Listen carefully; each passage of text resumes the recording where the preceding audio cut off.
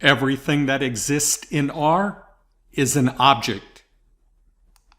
But everything that happens in R is a function call.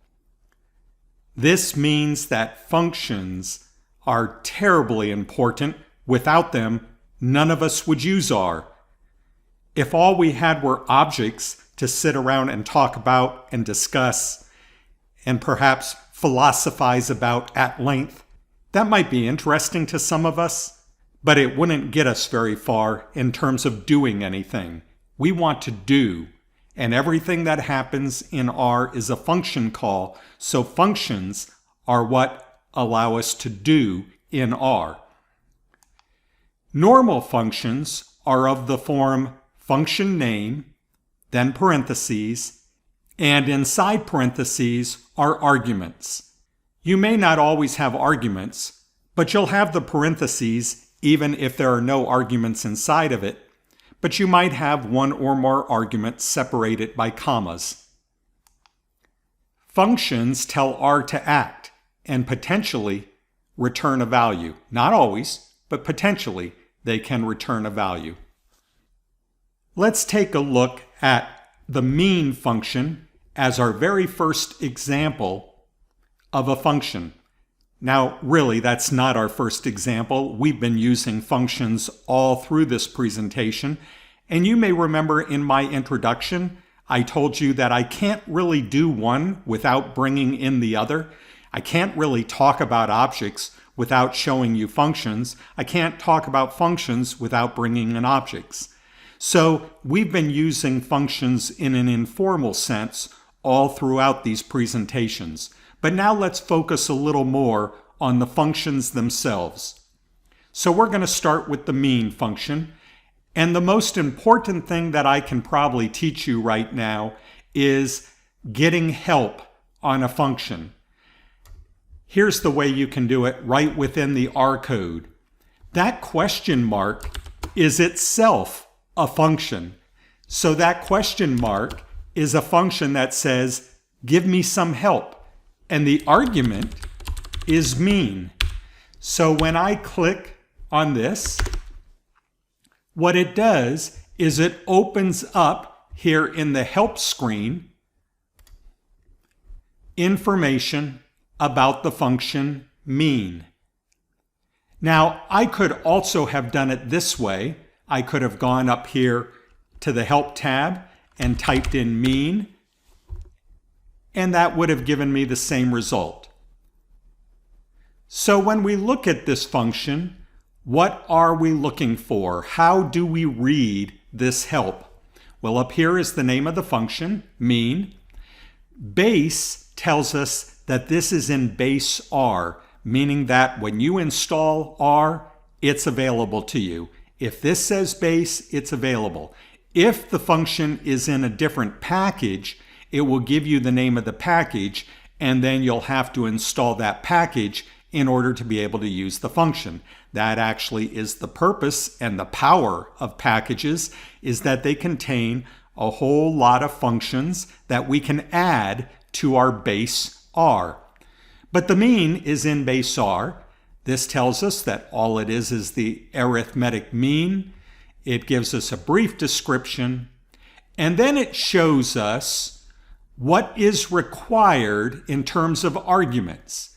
Now, you'll notice down here that it's actually providing 3 different possible arguments, but you notice up here in the usage, it's only listing 1.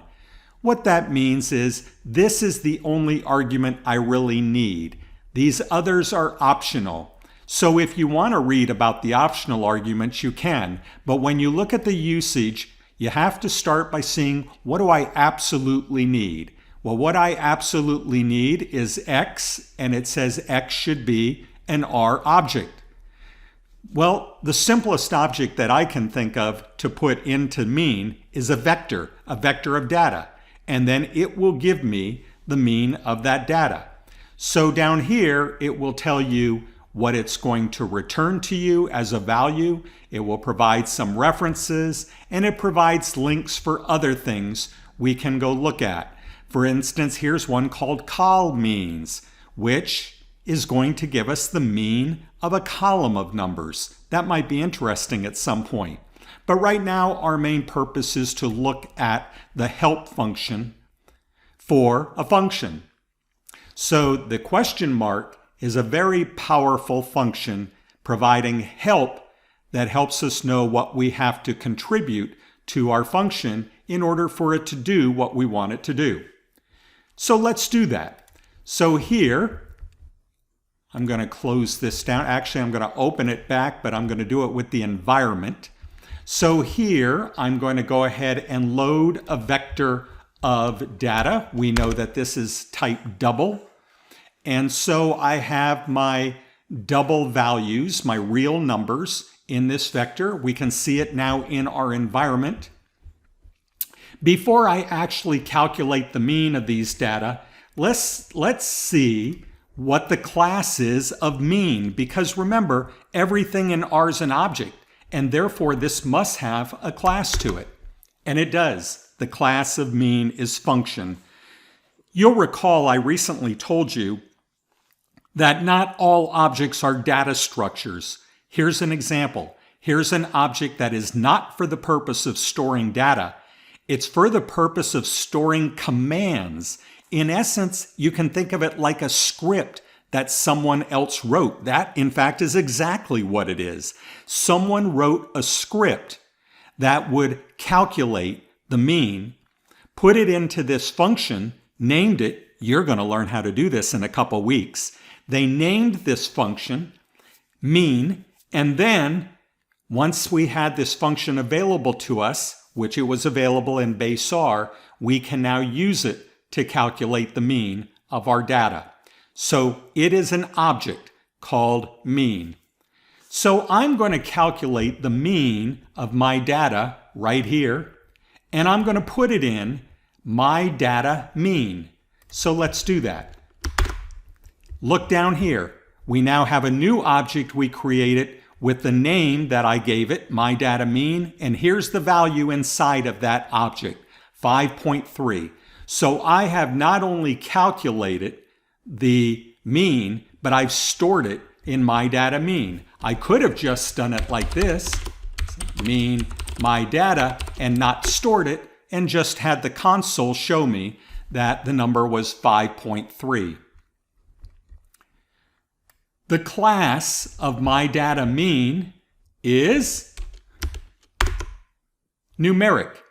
In other words, when we ran the function mean, it returned to us numeric data. What type of numeric data? A double. So the function mean is going to give you back an object of a certain type, and that type, in this case, is double. It turns out the mean can actually return other types of data, but we're going to look at that when we spend a week, a whole learning cycle, looking more deeply at functions. For now, we're just going to take the simple use of this function, which is to take a vector of numbers, return to us the mean of those numbers. Now, because a function is an object, it can be assigned to an object. So look what I've done here. I've assigned mean to my mean. So now here I have my mean in the environment under a new little window that popped up called functions, and it's a function and it wants me to give it a vector, x. So let me give my mean, my data, and there it is again, 5.3. The mean function, because it returns a numeric vector with type double data, if we want to calculate, say, the mean of means of 3 samples, well, each mean itself is a double, and the mean of means would also be a double, so we should be able to do this directly. But instead, let's do it in steps, just to look a little further how this works. So I'm going to create 3 vectors of numbers. I'm going to call it sample 1, sample 2, and sample 3, and you can see that these have appeared in my environment. And now I'm going to calculate the mean of each of those three samples and store it in sample 1 mean, sample 2 mean, and sample 3 mean, which you can also see here. Sample 1 mean is 2.4, sample 2 mean is 4, sample 3 mean is 4.2.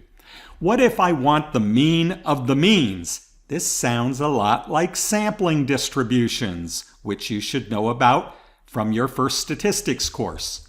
So let's look at the mean of means. Now, obviously, with sampling distributions, we would get the mean of a bunch of sample means. Here we're only doing 3 of them, but let's go ahead and do these 3. The mean of the means is 3.533. I can see that here in my environment. Well, now I'm showing you this to show that we could embed functions within functions. Let's skip the middleman. Let's, instead of doing this mean of the means this way, let's do it this way by taking the mean of sample 1, the mean of sample 2, the mean of sample 3, and then we're going to take the mean of the means, but note we have to put those in a vector. So note that C, don't let that get lost here. That's concatenating. The reason that I'm showing you this is because you have to recognize that the mean of sample 1 is really going to stand for a double number, a numeric. Why? Because that's what the function returns. So you can think of this as now being an object that once you put double in it, it will actually return a double as well. And so therefore, I'm concatenating together 3 doubles. I'm creating a numeric vector that only has 3 numbers in it, but each number is itself calculated from a mean calculation. So I'm skipping the middleman here. Let's go ahead and do it. And you'll see we got the exact same result that way. In fact, I didn't even really need to create these 3 samples the way I did. I could have done it directly with one function. Taken the mean of the concatenation of those numbers, the mean of the concatenation of those, the mean of the concatenation of those, and then each mean, I'll highlight one of them here, each mean, this would be it right here, there it is, that mean that I've highlighted is itself a number. So this outer mean is going to be taking the mean of 3 numbers, which are themselves means. And so when I calculate this, the mean of the means is now 3.5333. So that's your first use of functions. Key to remember, anytime you want to know about a function, you put it in the help here. Now, what if I don't know what the function is called? Well, we're going to learn a lot of the common functions, but if you don't know what the function is called, you could, right now, until we learn functions more completely in a couple weeks, you could simply do a web search. Let's suppose, for instance, that you wanted to do a t-test. Well, if I want to do a t-test, I could do a search for t-test using R in my search. So let me call up a browser window. Let's type in R and type in t-test. And without even clicking on the link, I already know the name of the function. I see it right here, t.test with the parentheses. So if I went back to my R notebook and then typed in question mark t.test, I'm going to get documentation on conducting students' t-test right here. Now you might look at this and say, wait a minute, t-test is in the stats package. Well, there's about 5 or 6 packages that automatically got installed when you installed R. And good news, the stats package is one of them. So you don't have to install any additional package. This tells you how to conduct the t-test, what the argument is that's required, just one of them, but then it gives you some extra alternatives, and you can learn about using the t-test function. Anytime that you want to know if a function exists, you can almost always find it with your search. In fact, I use the links on a search more often than I use the help function. Let's take this very first hit we got here. That very first hit is actually telling you about all the various types of t-test and telling you how to do it with examples. One of the nice things about using R is R and the web go well together because there is so much stuff about R on the web. If one of them, like this one with the documentation, looks too complicated, well, go to another one where they may explain in far more detail and provide examples of how to do the t-test as is done here on this page. So when you learn functions, it would be wise to start searching when you have things you want to do and you're not sure A, what the name of the function is, and or B, how to use the function.